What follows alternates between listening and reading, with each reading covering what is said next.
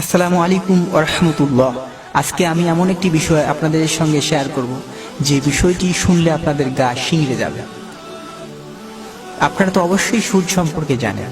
এই সুদ এত ভয়াবহ পরিণাম হয়ে থাকে যে সুদের কথা শুনলে আমরা যারা ইমানদার আছি তাদের গা শিংড়ে যায়। তো তেমনি একটি সুদ নিয়ে আজকে আলোচনা করা যাক।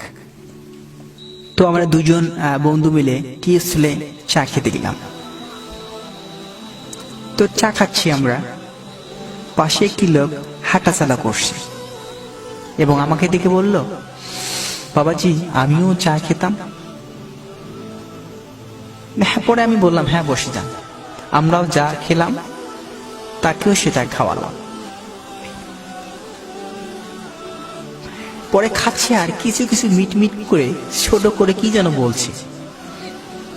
পাশে থাকা আরেকজন মানুষকে আমি জিজ্ঞাসা করলাম, আচ্ছা উনি কি বলছে? পাশে থাকা লোকটি বলল, একটু খেয়াল করে শুনুন তো উনি কি বলেন। তো একটু আমি পাশে গেলাম।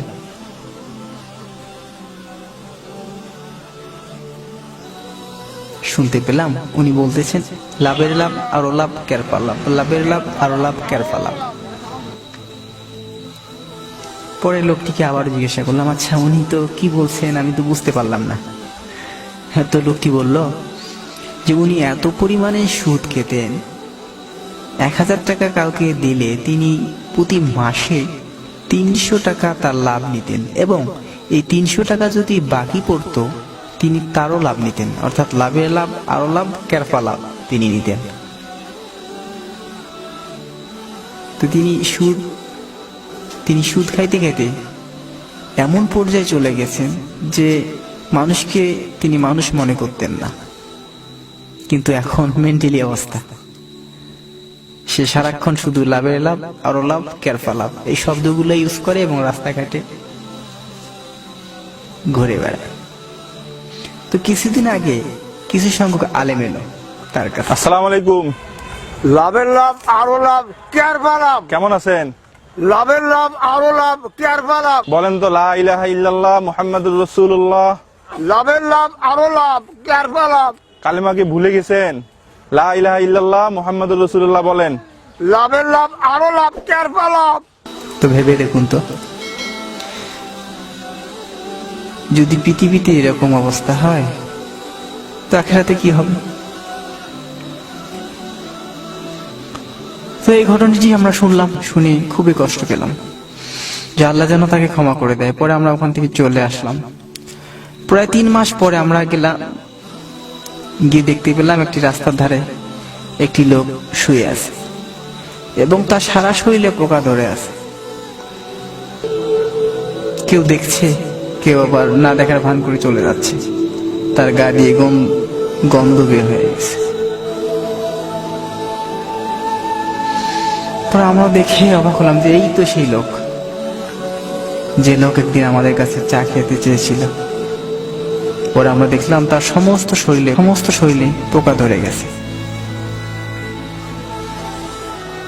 তো ভেবে দেখুন তো, পৃথিবীতে যদি তার এইরকম অবস্থা হয় তাহলে কাল কিয়ামতের দিন কি অবস্থা হবে? তো আসুন না সুদকে ঘৃণা করি এবং দান সদকাকে ভালোবাসি। তো আল্লাহ পবিত্র কোরআনে এই সুদকে ঘৃণিত বলে আখ্যা দিয়েছেন এবং পবিত্র কোরআনে বেশ কিছু আয়াতে তিনি এই বিবরণ দিয়েছেন। তার মধ্যে সূরা আল বাকারার 275 নম্বর আয়াতে আল্লাহ সুদকে নিষেধ করেছেন। সূরা আল বাকারার 276 নম্বর আয়াতে আল্লাহ সুদ সম্পর্কে বলেছেন। সূরা আল বাকারার 278 নম্বর আয়াতে আল্লাহ সুদ সম্পর্কে বলেছেন। সূরা আল বাকারার 279 নম্বর আয়াতে আল্লাহ সুদ সম্পর্কে বলেছেন। সূরা আল বাকারার 282 নম্বর আয়াতে আল্লাহ সুদ সম্পর্কে বলেছেন। সূরা আল ইমরানের 130 নম্বর আয়াতে আল্লাহ বলেছেন যে আমি সুদকে নিকৃষ্ট করেছি এবং দানকে উত্তম করেছি। কিন্তু আজকে দেখুন তো, সমাজের মধ্যে আমরা গরিবদের কাছ থেকে সুদ নিচ্ছি, অথচ যেখানে আমাদের দান খয়রাত দেওয়ার কথা ছিল। তা আসুন না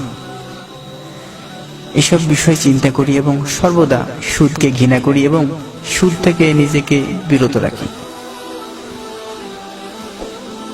তো এই ভিডিওটি দেখে যদি একটু আপনাদের অনুপ্রেরণা হয়ে থাকে অবশ্যই ভিডিও শেয়ার করবেন এবং অবশ্যই সাবস্ক্রাইব করবেন এবং আমাদের নতুন ভিডিও বানাতে উৎসাহিত করবেন এবং অবশ্যই আমাদের জন্য দোয়া করবেন। ধন্যবাদ সবাইকে।